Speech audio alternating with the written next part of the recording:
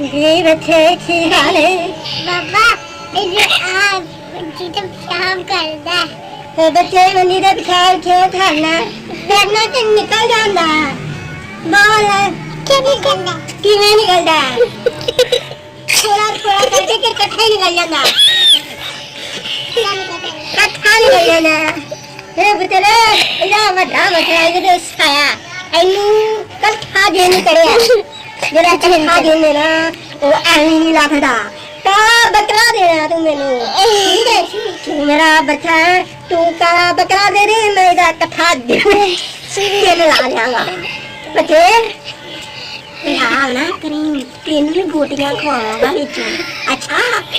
लेकिन अम्मा ना दसी अच्छा अम्मा नु दसिया ते मैं बड़े झूठ करांगा तेन कोई कट्ठा कुट्ठा नहीं है ले जा मां नु लेके नी वाली